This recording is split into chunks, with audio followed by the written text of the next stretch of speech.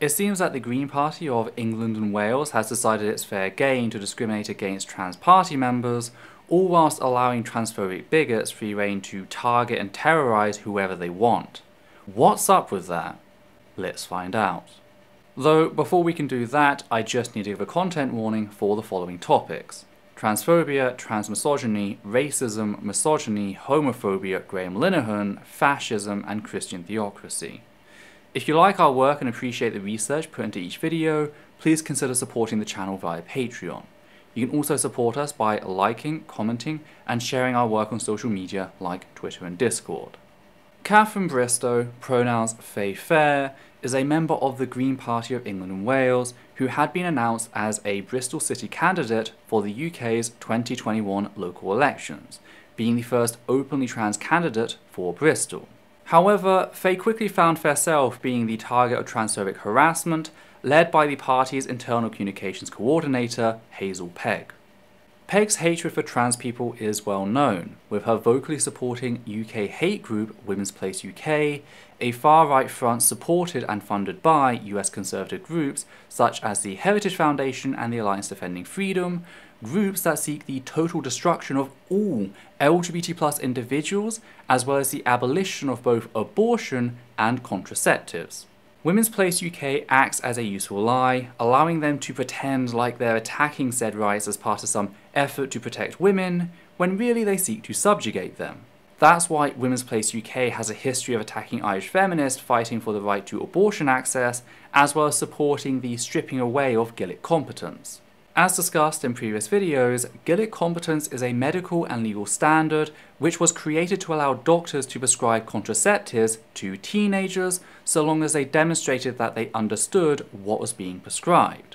This was then taken to be the golden standard when it came to medical consent for adolescents, including trans teens. This is how these far-right groups, led by a man who believes a woman can never legally consent to an abortion, managed to upend said standard by attacking trans youth.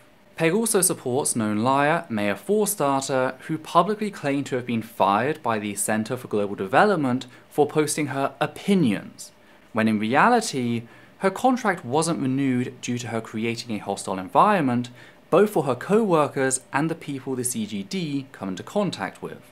Forstarter's behaviour was so egregious that 87 of her colleagues penned a public letter condemning her hateful behaviour. So again, Pegg's hatred for trans people is well known, meaning that she quickly set about trying to make trouble for Kathryn. And she thought she'd found something when she learned that Kathryn pledged to designate herself female on the census, which is completely accurate. Kathryn identifies as female, it says so on their Twitter page, and Pegg has no right to police said category. Yet she tried anyway, with Pegg making the assertion that Kathryn had violated the Census Act of 1920, declaring that, quote, Kathryn is an immediate and ongoing danger to the reputation of the Green Party, end quote, in a complaint she submitted on the 13th of March. Her evidence to support this? Two far-right papers, one of them the Daily Fail being a literal Nazi rag, ran articles attacking Kathryn. In response to this, a spokesperson for LGBT IQA+ Greens told Open Democracy that, quote, we should take opposition from these publications as a sign that we are moving in the right direction rather than as a warning sign, end quote. And you know what? I would have to agree here. Nobody in their right sense would consider either the Spectator or the Daily Fail a trustworthy news source. But it didn't stop there. For you see, Pegg also noted that failed comedian and known child torture advocate, Graham Linehan, had also attacked Kathryn. The last time I covered Graham was earlier this year, when he landed in hot water for invading a Women Love Women dating app. You see, Graham signed up to the app and began publicly posting screenshots of users, some of whom may or may not have been trans, all because he personally didn't deem them feminine enough to use the service, directing real-life violence towards lesbian and bisexual women. Why? Well, because the service allows trans women, whom Graham likes to assert are a danger to cis women, projecting the violence of his own behaviour onto them. Suffice to say, Pegg had no actual justification for anything she said, outside of showing that a bunch of transphobic people attacked a trans person. Quick, stop the press! Oh wait, they're transphobic too. And yet, a mere 2 weeks after Fair's candidacy was announced, Kathryn received an email suspending Fair from the party on the 19th of March due to the complaint received from Pegg.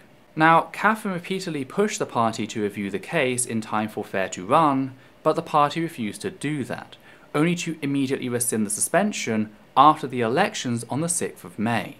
This of course had a large impact on Kathryn's personal health and sense of worth, as is completely understandable.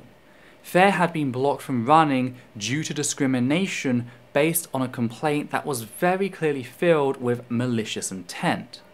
So on the 17th of May, on the International Day Against Homophobia, Transphobia and Biphobia, Kathryn filed a case with Bristol County Court to sue the Green Party for discrimination on grounds of gender. And I fully support Fair in doing so, and I'm not the only one. The Open Democracy article gave multiple quotes by Green Party members who think it's time that the Green Party be challenged on their allowance of people such as Hazel Pegg to continue to harass and terrorise trans members of the party. The Green Party councillor for Bristol Central Ward, Annie Stafford Townsend, who is the party's equality spokesperson and is also non-binary, told Open Democracy that the transphobia at the core of the party, quote, has to be tackled, end quote, and that, quote, you can't just stick your head in the sand, end quote. Meanwhile, an anonymous member of LGBTIQA+ Greens told Open Democracy that the regional council, quote, have huge questions to answer about their decision making and whether or not they're unfairly targeting inclusive people, end quote. However, Kathryn still believes in the party itself, stating that Faye feels, quote, the processes in the party are broken and enable a small group of people to make decisions like this, end quote. Of course, transphobes are reveling in what transpired, with notable example Graham Linehan stating that he was, quote, delighted to hear, end quote, that his writings had harmed Kathryn whilst misgendering Fair to Open Democracy. Graham also called Kathryn, quote, a drug pusher who targets vulnerable children, end quote. This is most likely reference to the fact that Kathryn supports science-based medicine for trans teens, as opposed to the literal torture Graham advocates for. Again, Graham does a lot of projecting when it comes to his anti-trans violence. Now, what I found particularly interesting about this whole thing was the fact that mere hours after the Open Democracy article, I received an email from the Green Party. Whilst it's possible that this had been pre-planned, the language of the first paragraph makes me question that, and I wanted to get some of your thoughts on this as well. Quote, the impacts on climate breakdown, social injustice and attacks on democracy are all around us, and so too are the countless examples of Green leadership rising to those challenges, in Westminster and in our communities. We know that the people want urgent action, and they want honesty about the challenges alongside positive solutions. That's a priority for the Green Party, and our priority as your Green parliamentarians. End quote. Emphasis added myself. I should note there's no mention of trans rights or anything else relating to the case in the letter. I just find it very interesting that a letter opening with social injustice and attacks on democracy got sent out the same day as an article about transphobia in the party was posted to Open Democracy. But again, it could be a simple coincidence. Of course, something that has been present throughout all of this was trans misogyny, one of the central elements of which is the belief that trans femme folk, especially those assigned male at birth, are violent, invasive creatures. That's why Pegg chose to call Kathryn an immediate and ongoing danger. She was tapping into the wider reservoir of prejudicial fear that surrounds people like Kathryn. Then there's the racism, with Kathryn being mixed ethnicity, including part black, another demographic which is often stereotyped as being more aggressive. Whilst one might not perceive Fair to be black due to how pale they are, It is very easy to see how Faye could be confused with other ethnicities, which are still perceived as being more aggressive. It also makes Graham's whole drug pusher remark a lot worse. So how do we move forward? Well, Kathryn has started a GoFundMe page to raise money to try and hold the Green Party accountable, so if you could help out with that, that'd be great. I'll link this one in the video description so you don't even have to go to the transcript where the rest of the references are held. Of course, we have the £1,989.78 that was raised at the start of 2020 as part of a slapsuit defence fund. And I did consider donating that to Kathryn's cause, but ultimately decided against it. Why? Two reasons. Firstly, it's very insular to the Green Party and isn't really in line with the purpose people donated for. Secondly, it is very likely that, as coverage continues, people like Graham Linehan and Hazel Pegg will begin throwing around threats of defamation lawsuits. And in that case, it's good to have some money put aside as a starting point to build a countersuit.